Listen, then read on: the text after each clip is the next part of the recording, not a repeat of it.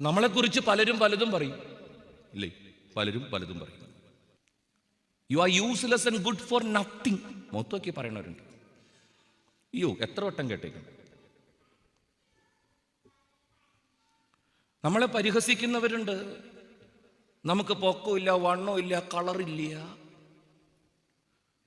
നമുക്ക് കഞ്ഞി വയ്ക്കാൻ അറിഞ്ഞുകൂടാ, കറി വയ്ക്കാൻ പ്രാപ്തിയില്ല, ഫിനാൻഷ്യൽ മാനേജ്മെന്റ് വശമില്ല, പിള്ളേരെ ഒന്ന് ശാസിക്കാനുള്ള കപ്പാസിറ്റി പോലും ഇല്ല. ചുമ്മാ എന്തൊരു ജന്മം. മൊത്തമൊക്കെ ചോദിക്കും. നാളെ സൗദിയിലൊരു വീട്ടിൽ പോയി. ഞാനവിടെ ചെന്നപ്പോൾ ഒരു ചേച്ചി ചുമ്മാ എന്നെ വിളിച്ചുകൊണ്ട് പോയതാണ്. ചോറൊക്കെ തരാമെന്ന് പറഞ്ഞു. ചോറ് തരാമെന്ന് പറഞ്ഞാൽ എവിടെ വേണമെങ്കിലും പോകും. ഞാനങ്ങനെ പോയതാണ്. ചോറൊക്കെ തരാമെന്ന് പറഞ്ഞ് വിളിച്ചുകൊണ്ട് പോയി. ചെന്ന് കുറച്ച് കഴിഞ്ഞപ്പോൾ ആ ചേച്ചി ആ വീട്ടിലെ ചേട്ടനോട് പറഞ്ഞു, ചോറൂണ് കഴിയുമ്പോൾ അച്ഛന് പഴം തിന്നണം, പോയി ഒരു പടല പഴം മേടിച്ചുകൊണ്ട് വരാൻ പറഞ്ഞു. അയാൾ അപ്പം തന്നെ പുറത്തേക്ക് ഓടിപ്പോയി. അപ്പം ആ ചേച്ചി എന്നോട് പറയുക, അച്ഛാ പോയണ്ട. എന്നിട്ട് എന്ത് പഴാന്നോ എന്തോരം. ഒന്നുമില്ല അച്ഛാ, കേട്ടത് വാതി കേൾക്കാത്തത് വാതി, ഇതേ പോയി, ഒരു ഉപകാരമില്ല അച്ഛാ. സങ്കടം വന്നിട്ടാ, ഒരു പാവം, ഒരു ഉപകാരമില്ല അച്ഛൻ. ഞാൻ പറഞ്ഞു, ചേച്ചി അങ്ങനെ പറയരുത്. ഞാൻ നോക്കുമ്പോൾ നെല്ലിക്കക്കൊട്ടം മറിച്ചിട്ടോണം 4 പിള്ളേര് ഈ സോഫയമേയും കട്ടുമ്മയൊക്കെ കിടന്ന് തലകുത്തി മറിയണം. ചില ഡയലോഗ് കേൾക്കുമ്പോൾ എനിക്ക് ഭ്രാന്താവും. ഞാൻ ചോദിച്ചു, പിള്ളേരൊക്കെ ആരുടെ ചേച്ചി? അത് ഞങ്ങളുടെയാണ്. ഇങ്ങനെ ഒരു ഉപകാരമെങ്കിലും ഉണ്ടായില്ലേ? 4 പിള്ളേര്, അത് 3 ആൺപിള്ളേര്, ഒരു പെൺകൊച്ച്, നല്ല മിടുമിടുക്കം പിള്ളേര്. എന്നെ ഒരു ഉപകാരവും ഇല്ല എന്ന് പറയരുത് കെട്ടിയവനെ കൊണ്ട്. എനിക്ക് സങ്കടം വന്നപ്പോൾ ഞാനൊന്ന് താങ്ങിയതാണ്. അപ്പം ചേച്ചി പറഞ്ഞ, എൻ്റെ അച്ഛ എന്തോരം കല്യാണാലോചന വന്നതാണെന്നറിയാം. ഓ, എത്ര പേരുടെ മുമ്പിൽ ഞാൻ മേക്കപ്പ് ഇട്ട് ചായയും കൊണ്ട് ചെന്നു. ഈ പൊട്ടൻ്റെ തലയിലാണ് എന്നെ കെട്ടിവെച്ചത്. ആ ചേച്ചി ഒരു ദാക്ഷിണ്യമില്ലാട്ടോ പറഞ്ഞേ. ഇങ്ങനെയൊക്കെ പറയണ കേട്ടപ്പോഴാണ് എൻ്റെ ജീവിതം എത്രയോ ഭാഗ്യപ്പെട്ടതാണെന്ന് എനിക്ക് മനസ്സിലായത്. ഞാൻ ചോദിച്ചപ്പോൾ ചേച്ചി അവ കല്യാണത്തിന് മുമ്പ് ചേച്ചി ഒന്നും ആലോചിച്ചില്ലേ? ചേച്ചി ചേട്ടന് വിദ്യാഭ്യാസം? ഒരു വിദ്യാഭ്യാസവും ഇല്ല. ചേച്ചിക്ക് എന്തോരുണ്ട്? ഞാൻ BSc നേഴ്സ്. പിന്നെ ലവ് മാരേജ് ആയിരുന്നു. അച്ഛാ വൃത്തിയോട് പറയരുത്, ഇങ്ങനെയുള്ളതിനൊന്നും ഞാൻ പ്രേമിക്കില്ല. പിന്നെ അറേഞ്ച്ഡ് മാരേജാണ് അച്ഛാ. ഞാൻ ചോദിച്ചപ്പോൾ BSc നേഴ്സിംഗ് ഉണ്ടായിട്ട് പിന്നെ അങ്ങനെ ഒരാളെ കെട്ടിയെന്ന്. എൻ്റെ അച്ഛ, പെണ്ണ് കാണാൻ വന്നിരുന്ന് ഞാൻ ചായയും കൊണ്ട് ചെന്നു. ആ ദുഷ്ടൻ 3ാംകാരൻ ചായ കുടിച്ചു കഴിഞ്ഞപ്പോൾ പറഞ്ഞു, ചെറുക്കനും പെണ്ണും എന്തെങ്കിലുമൊക്കെ മിണ്ടിയും പറഞ്ഞിരിക്കട്ടെ, നമുക്ക് പുറത്തേക്കിരിക്കാം. ഊത്തലുമീൻ ഇറങ്ങി പോണ പോലെയാണ്. ഒക്കെ പോയച്ചാ മുറിയിൽ നിന്ന് ഇറങ്ങി. ഞാൻ ഇയാളുടെ മുമ്പിൽ പെട്ടു. അപ്പം എന്നോടൊരു ചോദ്യം, എന്തോരം പഠിച്ച്? ഞാൻ പറഞ്ഞു, BSc പഠിച്ച്. അപ്പം അടുത്ത ചോദ്യം, മാത്തമാറ്റിക്സിനെ കുറിച്ചുള്ള അഭിപ്രായം എന്താണ്? ഞാൻ പറഞ്ഞു, മാത്തമാറ്റിക്സ് ഇഷ്ടമായിരുന്നു. ഫിസിക്സ് താല്പര്യമുള്ളതായിരുന്നു. ഫിസിക്സ് താല്പര്യമായിരുന്നു. കെമിസ്ട്രിയിൽ ഹയർ സ്റ്റഡിക്ക് പോകണമെന്ന് ആഗ്രഹമുണ്ടാവും. ഞാൻ പറഞ്ഞു, ചേട്ടാ ഇനിയൊന്നും വേണ്ട ചേട്ടാ, പഠിച്ചോടത്തോളം മതി. എൻ്റെ പൊന്നച്ച, ചോദ്യം കേട്ടപ്പോൾ ഞാൻ വിചാരിച്ച് MBBS കഴിഞ്ഞ് MDക്ക് ആപ്ലിക്കേഷൻ കൊടുത്ത് അതിൻ്റെ ഇടയിലൊരു ഗ്യാപ്പ് കിട്ടിയപ്പോൾ പെണ്ണ് കാണാൻ വന്നതായിരിക്കും. കെട്ടിക്കഴിഞ്ഞപ്പോഴാ അച്ഛ അറിയണേ 7ാം ക്ലാസ്സും ഗുസ്തിയാണ്. ഒരു ബോധമില്ല അച്ഛാ. എന്തൊരു നല്ല അഭിപ്രായം എന്നറിയോ ഭർത്താവിനെ കുറിച്ച്? ചില ഭാര്യമാരങ്ങനെയാണ്. ഞാനല്ലേ കാശുണ്ടാക്കണത്, ഞാനല്ലേ അധ്വാനിക്കണത്, അങ്ങോട്ടും ഇങ്ങോട്ടും പറയൂട്ടാ. ഇഷ്ടം പോലെ കേട്ടിട്ടുണ്ട്. ചില ഭർത്താക്കന്മാരെ കുറിച്ച് ഭാര്യമാർ പറയും, ഒരു ഉപകാരമില്ല അച്ഛാ. പെണ്ണ് കാണാൻ വന്നപ്പോൾ മീശയും വിറപ്പിച്ചിരിക്കണ കണ്ടപ്പോൾ ഞാൻ വിചാരിച്ച് നല്ല ധൈര്യമുള്ള കൂട്ടത്തിലാന്ന്. ഞാൻ ചോദിച്ചു, എന്ത് പറ്റി? എൻ്റെ പൊന്നച്ച, കെട്ടിക്കഴിഞ്ഞപ്പോഴാണ് അറിയണത് എന്നത്, വീടിൻ്റെ ഉമ്മറത്തൊരു പാമ്പിനെ കണ്ട അടുക്കള വശത്ത് കൂടെ അറിഞ്ഞു കൂടും. ഞാനാണ് അച്ഛ വീട്ടിൽ പാമ്പിനെ കൊല്ലണത്. എന്തെങ്കിലും ഒരു ധൈര്യം വേണ്ടേ? ഒരു ഉപകാരമില്ല. ഭാര്യമാരെ കുറിച്ച് ഭർത്താക്കന്മാരും പറയും, ഒന്നിനും കൊള്ളൂല. എന്തോരം പെണ്ണ് കാണാൻ പോയതച്ചാ. തച്ചിന് പെണ്ണ് കാണാൻ നടന്ന കാലമുണ്ട്. ഒരു ദിവസം 7 ഗ്ലാസ് ചായയൊക്കെ കുടിച്ചിട്ടുണ്ട്. ഒരു തരം ഹോബിയായിരുന്നു പെണ്ണ് കാണാൻ പോക്ക്. നമ്മുടെ തടി അങ്ങനെയാണ് മെയിൻറ്റെയിൻ ചെയ്തത്. ചില ചെറുക്കന്മാർ പറയണതാണ് ഭർത്താക്കന്മാർ. ഇവളിങ്ങനെ ചായ ഒക്കെ കൊണ്ടുവന്നപ്പോൾ എൻ്റെ അച്ഛാ ഏലക്കായ ഒക്കെ ഇട്ട ചായയായിരുന്നു. ഞാൻ വിചാരിച്ച് ജീവിതകാലം മുഴുവനും നല്ല ചായ കുടിക്കാലോ എന്ന് വിചാരിച്ച് മാത്രം കെട്ടിയതാണ്. വൃത്തിയായിട്ടവള് ജന്മത്തൊരു വൃത്തിയുള്ള ചായ ഉണ്ടാക്കി തന്നിട്ടില്ല. അവൾക്ക് പ്രാന്ത് വരുമ്പോൾ അവൾ ഉപ്പ് വരിടും. ഒരു ഉള്ളി തൊണ്ട് വിളിച്ച് ചമ്മന്തി എനിക്കറിയാൻ പാടില്ല. മുട്ട പൊരിച്ച എവിടെ കടിച്ചാലും ഉപ്പാണ്. മുറ്റടിക്കില്ല, പാത്രം കഴുകില്ല. എവിടെയെങ്കിലും പോവാടി എന്ന് പറഞ്ഞാൽ 3/4 മണിക്കൂർ ബെഡ്റൂമിൽ കയറി 6.5 മീറ്റർ നീട്ടമുള്ളൊരു തുണിക്കഷ്ണമുണ്ട്, സാരി എന്നാണ് അവൾ അതിനെ വിളിക്കണത്. ഈ വട്ടപ്പാലം ചിറ്റി ചിറ്റി ചിറ്റി ചിറ്റി ചിറ്റി ചിറ്റി അവസാനം പുറത്തിറങ്ങുമ്പോൾ അച്ഛനറിയാമോ എന്ത്? പകുതിയിലധികം പുറത്തണച്ച. വൃത്തിയായിട്ട് വിളിയും കൊണ്ട് ഒരു വഴിക്ക് പോകാൻ പറ്റില്ല. ഭർത്താവിനുള്ള അഭിപ്രായം അയാൾ പറഞ്ഞ് അവസാനിപ്പിച്ചത് എങ്ങനെയാ? എന്ത് ചെയ്യാച്ചാ, കൊണ്ടെടുക്കണ്ട് കുരിശാണെന്നാണ് പറയണത്. ചില ഭർത്താക്കന്മാർ എപ്പോഴും കെട്ടിയോളന്മാരെ കുറിച്ച് പറയും, കുരിശണച്ചോ കുരിശണച്ചോ. ഇന്നാൾ ഞാനൊരുത്തിനോട് പറഞ്ഞടാ, ഇങ്ങനെ ആവശ്യമില്ലാണ്ട് എപ്പോഴും കെട്ടിയോള് കുരിശാണ് കുരിശാണ് കുരിശാണെന്ന് പറയരുത്. താങ്ങാൻ ചിലപ്പോൾ അയലക്കത്തുള്ള ശമയോന്മാർ വരും. സൂക്ഷിക്കുന്നത് നല്ലതാണ്. എല്ലാവരോടും കെട്ടിയോള് കുരിശാണ്. അപ്പോൾ ചില ശമയോന്മാർ പറയും, ജോസഫേ ഞാനൊന്ന് താങ്ങിത്തരാം, കുരിശാണല്ല. അത് വലിയ പ്രശ്നം ഉണ്ടാക്കൂട്ടോ പിന്നീട്. ഈ കുരിശാണ് കുരിശാണെന്ന് കെട്ടിയോളെ വിളിക്കണവർ സൂക്ഷിക്കണം. നമ്മുടെ ജീവിതത്തെക്കുറിച്ച് പലരും പലതും പറയും. യൂസ്ലെസ്. എന്നോട് പറഞ്ഞിട്ടുണ്ട്, നീ ഒരിടവകയിൽ പള്ളിപണിയൊക്കെ ഉണ്ടായിരുന്നു. എവിടെയൊന്നും നിങ്ങൾ അന്വേഷിക്കരുത്, അന്റാർട്ടിക്ക അവിടുത്തെ പള്ളി പണിതപ്പോൾ പള്ളിപണിയൊക്കെ കഴിഞ്ഞ് ഇതുപോലെയൊക്കെ നല്ലൊരു പള്ളി ഞാനും പണിത്. കിഡ്നി ഒഴിച്ച് ബാക്കിയൊക്കെ ഞാൻ വിറ്റ്. എന്നാ പണിയായിരുന്നു. പള്ളിപണിയൊക്കെ കഴിഞ്ഞ് വെഞ്ചിരിപ്പിൻ്റെ സമയമായി. പൊതുയോഗം വിളിച്ചു കൂട്ടി. മെത്രാനെ വിളിക്കണോ, മെത്രാപ്പോലീത്തേനെ വിളിക്കണോ, നുൻഷിയോനെ വിളിക്കണോ, ഇനി മാർപ്പാപ്പേനെ ക്ഷണിക്കണോ, എന്തൊക്കെ ചർച്ചയാണെന്നറിയാമോ? അവസാനം മെത്രാനിൽ ഒതുങ്ങി. അത് നിവൃത്തിയുള്ളൂ. കാര്യങ്ങളൊക്കെ ഫിക്സ് ചെയ്ത് കഴിഞ്ഞപ്പോൾ ഇടവകക്കാരനൊരു അപ്പച്ചൻ കൈവക്കി. അച്ഛാ ഒരു സംശയം. എന്താണ്? നമ്മുടെ പുതിയ പള്ളിയാണല്ലോ, അത് പിന്നെ പള്ളി പുതിയതല്ലേ, ചെന്നറിഞ്ഞൂടെ? അതല്ലച്ചാ, ഈ പുതിയ പള്ളിയിൽ എല്ലാ കാര്യങ്ങളും പുതിയത് തന്നെ ആയിരിക്കും. ഞാൻ പറഞ്ഞു, പിന്നെ പുതിയതല്ലേ, ഫാൻ പുതിയതാണ്, ലൈറ്റ് പുതിയതാണ്, ബെഞ്ച് പുതിയതാണ്, ഒക്കെ പുതിയതാണ്. പിന്നെ ചേട്ടൻ അങ്ങനെ ചോദിക്കണേ? അതല്ലച്ചാ, എല്ലാ കാര്യങ്ങളും പുതിയത് തന്നെ ആയിരിക്കും. ഞാൻ പറഞ്ഞു, ചേട്ടാ തെളിച്ച് പറ, എനിക്ക് മനസ്സിലാവണില്ല. അച്ഛന് മാറ്റുണ്ടാവൂ. ബെഞ്ചിരിപ്പ് കഴിഞ്ഞിട്ടില്ലട്ടാ. ഈ തല നരച്ചതിനെ മാറ്റി കിട്ടുമെന്നാണ് ആൾക്കാർ അന്വേഷിക്കണേ. ഒരു കറുത്ത മുടിയുള്ള വൃത്തിയുള്ള ഒരെണ്ണത്തിന് തപ്പിയാൽ കിട്ടുമെന്നാണ് ചോദ്യത്തിൻ്റെ അർത്ഥം. ഞാൻ അന്ന് തന്നെ മെത്രാനച്ചനെ വിളിച്ചു പറഞ്ഞ്, പള്ളി വെഞ്ചിരിപ്പ് കഴിഞ്ഞാൽ മാറ്റം തന്നെ കേട്ടാ. ആൾക്കാർ അതേക്കുറിച്ചൊക്കെ ആലോചിക്കുന്നുണ്ട്. നമ്മളെക്കുറിച്ച് പലരും പലതും പറയും. You are useless and good for nothing. നമ്മുടെ ബലഹീനതകൾ, നമ്മുടെ പോരായ്മകൾ, 1000 നന്മ ചെയ്താലും ഒരു തെറ്റ് ചെയ്ത അതുമേ അല്ലേ കയറി പിടിക്കുക. എത്ര നന്നായിട്ട് കറി വെച്ചു കൊടുത്താലും പറയും, എന്നാലും നീ എന്തിനാ ഇത്രയും വേപ്പിലിട്ടത്? വല്ലാത്തൊരു ചോദ്യമാണത്. കാൽമ പിടിച്ച് നിലത്തടിക്കാൻ തോന്നും ആ നേരത്ത്. എത്ര നല്ല കറി, ഒരു പോരായ്മ കണ്ടെത്താൻ മനുഷ്യൻ നോക്കി. അങ്ങനെയുള്ളൊരു സാഹചര്യത്തിൽ നമ്മളെക്കുറിച്ച് തന്നെ നമുക്ക് ചിലപ്പോൾ വല്ലാണ്ട് അപകർഷതാബോധം തോന്നും. എനിക്ക് തോന്നിയിട്ടുണ്ട്, ഉള്ള കാര്യം പറയാല്ല. നമ്മളൊന്നിനും കൊള്ളൂല്ല എന്ന് തോന്നാത്തവരാരുള്ളത്? നമ്മുടെ ജീവിതത്തിൻ്റെ ബാല്യ കൗമാരങ്ങളിൽ ഈ ഇൻഫീരിയോറിറ്റി കോംപ്ലക്സ്, മറ്റുള്ളവരുടെ മുമ്പിൽ നിൽക്കുമ്പോൾ കുറവുകളും പോരായ്മകളും ഉള്ളവരാണെന്നുള്ള അനാവശ്യമായ ചിന്ത കീഴ്പ്പെടുത്താത്ത ആരുള്ളത് ഈ സമൂഹത്തിൽ? നമുക്കുണ്ട് അപകർഷതാബോധം. I'm not good. കറുത്തുപോയി, പോക്കാൻ കുറഞ്ഞു, ഉള്ളത് പറയാല. എൻ്റെ വീട്ടിൽ കാണാൻ കൊള്ളില്ലാത്തത് ഞാനാണ്. എനിക്ക് ഭയങ്കര സങ്കടം അത് പറയുമ്പോൾ. ഈ കൊറോണ കാലത്താണ് ഒരു വലിയ ഉപകാരം എനിക്ക് മനസ്സിലായത്. ഞാൻ മുടി വെട്ടിക്കാൻ ഭയങ്കര മടിയനാണ്.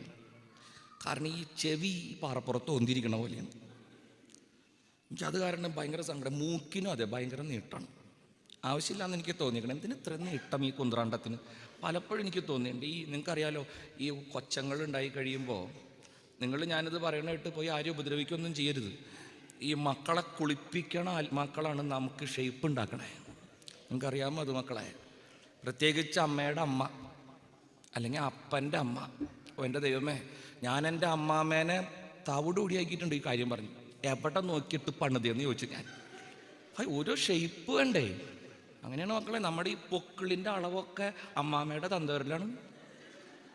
അമ്മാമ്മ ജീവിച്ചിരിപ്പുണ്ടെങ്കിൽ വീട്ടിൽ ചെന്ന് പൊക്കിളിൻ്റെ ഉള്ളിൽ അമ്മാമ്മയുടെ തന്തവരിൽ കടത്തി നോക്ക്, കറക്റ്റ് അളവായിരിക്കും. ഈ കുളിപ്പിക്കണ നേരത്ത് ഇതിങ്ങനെ തിരിച്ച് തിരിച്ച് തിരിച്ച് അല്ലേ ഞാൻ പറയണത്? കറക്റ്റ് അല്ലേ? അതാണ് പരിപാടി.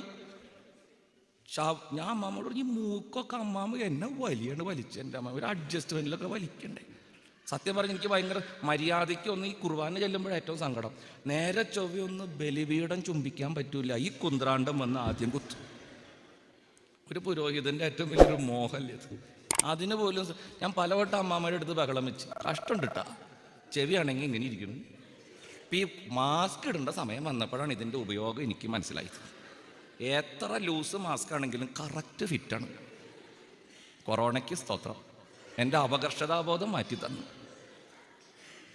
ഒരു ദിവസം കുറേ വഴക്ക് പറഞ്ഞപ്പോൾ അമ്മാമ്മ പറഞ്ഞു, മോനെ ഈ വിഷമൊന്നും വിചാരിക്കരുത്. നിൻ്റെ അപ്പാപ്പൻ ഒരു ഗാന്ധിയനായിരുന്നെന്ന് നിനക്കറിയാല്ല. നിന്നെ കുളിപ്പിക്കാൻ കിടത്തിക്കൊണ്ടിരുന്ന വരാന്തയുടെ പൊക്കത്ത് അങ്ങേര് ഒരു മഹാത്മാഗാന്ധിയുടെ പടം കൊണ്ട് തൂക്കിയിട്ടുണ്ടായിരുന്നു. മോൻ വിഷമിക്കരുത്. അങ്ങേരെ നോക്കിയാണ് ഞാൻ മോനിട്ട് പണിത്. മോൻ വിഷമിക്കരുത്. വിരിഞ്ഞ ചെവിയും നീണ്ട മൂക്കുമൊക്കെ മഹാന്മാരുടെ ലക്ഷണമാണ്. ഞാനിപ്പോൾ ഇടയ്ക്ക് കണ്ണാടിയിൽ പോയി നോക്കി, മഹാൻ എന്ന് വിളിക്കും. ഒരാശ്വാസം. ചെവി വിടർന്നു എന്ന് വെച്ചാൽ വിഷമിക്കൊന്നും വേണ്ടട്ടാ. മഹാന്മാരുടെ ലക്ഷണമാണ്. വലിയ ആളാവണ്ട. അപകർഷതാബോധം ഭയങ്കര ബുദ്ധിമുട്ടാണ് നമുക്ക്. നമ്മളൊക്കെ അങ്ങനെ ഒരു തലത്തിലൂടെ കടന്നു പോയിട്ടുണ്ട്. എന്നെ കാണാൻ കൊള്ളില്ല, എനിക്ക് പഠിപ്പില്ല, എനിക്ക് പ്രസംഗിക്കാൻ അറിയില്ല, പാട്ടുപാടാൻ വശമില്ല, കളിക്കാൻ പറ്റില്ല, തിന്നാൻ അറിഞ്ഞൂടാ. മറ്റുള്ളവർ നമ്മളെക്കുറിച്ച് എന്തൊക്കെ പറഞ്ഞാലും, മറ്റുള്ളവർ നമ്മുടെ ജീവിതത്തെ എങ്ങനെയൊക്കെ വിലയിരുത്തിയാലും, നിന്നെക്കുറിച്ച് നീ തന്നെ എത്ര മോശമായി കരുതിയാലും, നിന്റെ ജീവിതത്തിനുള്ള നല്ല ദൈവത്തിൻ്റെ അടിക്കുറിപ്പ് അങ്ങനെയാണ്. You are A blessing. നീ ഒരു അനുഗ്രഹമാണ്. നീ ഒരു അനുഗ്രഹമാണ്. നിന്നിലൂടെ ദൈവം അത്ഭുതങ്ങൾ കരുതി വച്ചിട്ടുണ്ട്.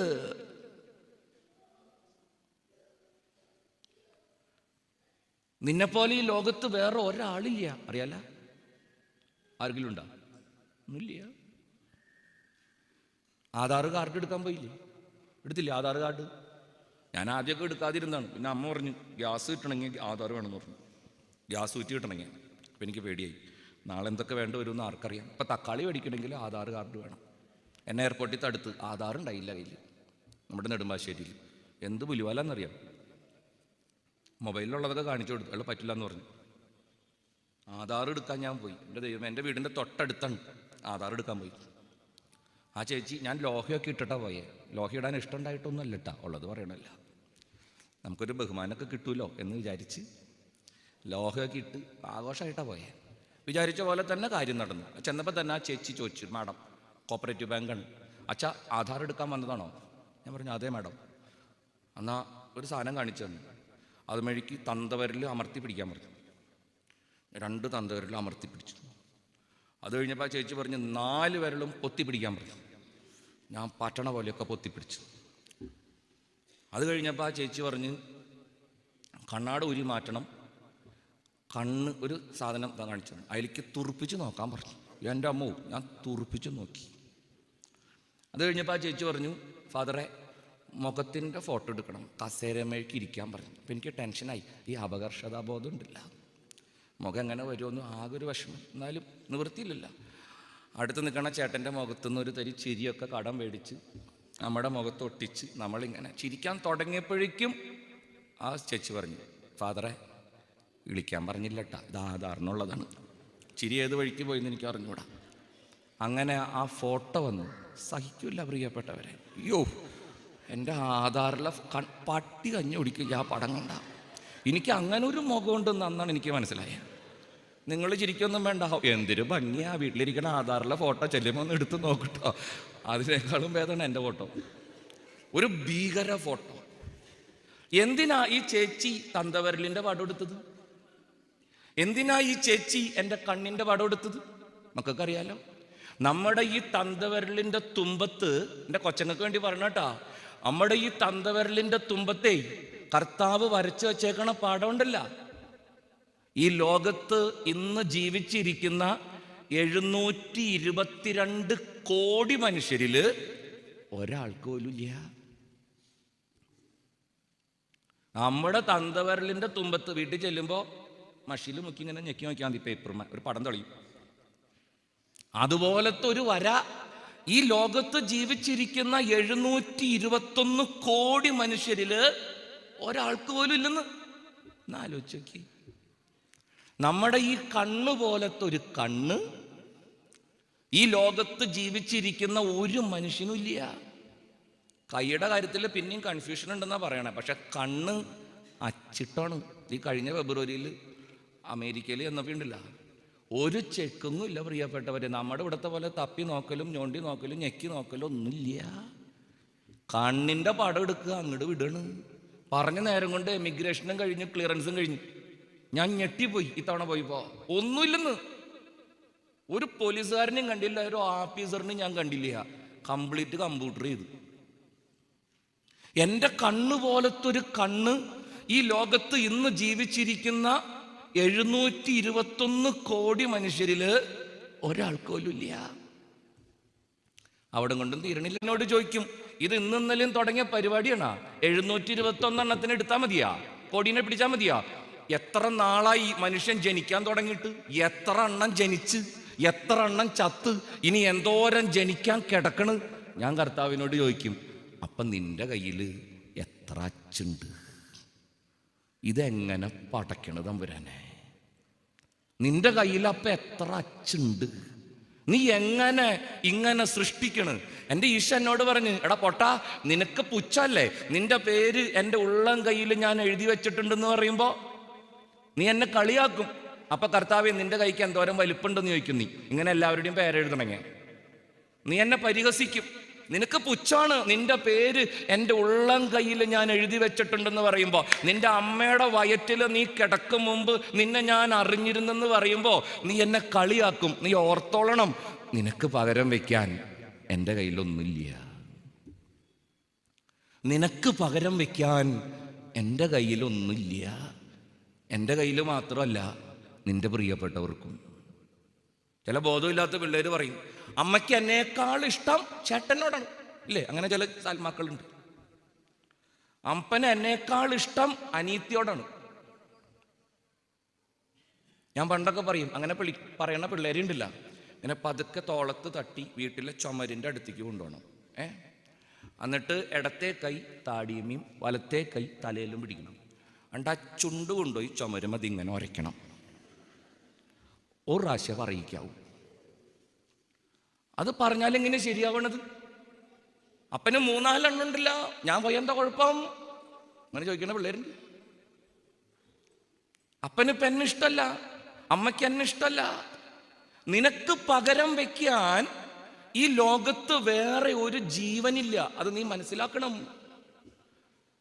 നീ അത്രമാത്രം വിലപ്പെട്ട സൃഷ്ടിയാ. ദൈവം പറഞ്ഞ്, നീ എനിക്ക് നഷ്ടപ്പെട്ടാൽ നിന്നെക്കുറിച്ച് നിന്നിലൂടെ ഞാൻ കണ്ട സ്വപ്നങ്ങളൊക്കെയും എനിക്ക് നഷ്ടപ്പെടുക.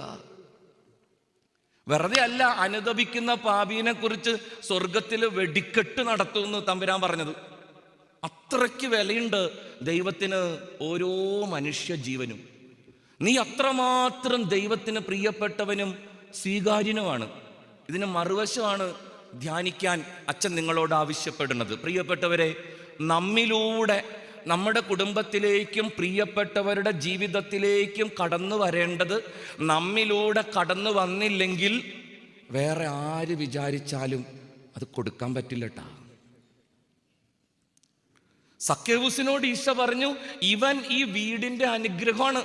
ഇവൻ ഈ വീട്ടിലുണ്ടായിരുന്നത് കൊണ്ട്, ഇവൻ മാനസാന്തരപ്പെട്ടത് കൊണ്ട്, ഇവൻ പശ്ചാത്തപിച്ചത് കൊണ്ട്, ഇവൻ വീണ്ടെടുക്കപ്പെട്ടത് കൊണ്ട്, ഇവനിലൂടെ ഈ കുടുംബത്തിലേക്ക് കടന്നു വരേണ്ട അനുഗ്രഹത്തിൻ്റെ, രക്ഷയുടെ, കൃപയുടെ മഴ ഈ കുടുംബത്തിൻ്റെ മേൽ പെയ്യാണ്. നമ്മുടെ ഓരോരുത്തരുടെയും തലയ്ക്ക് പുറത്ത് നമ്മുടെ കുടുംബത്തിന് വേണ്ട കൃപകൾ ദൈവം പൊത്തിവെച്ചിട്ടുണ്ട്.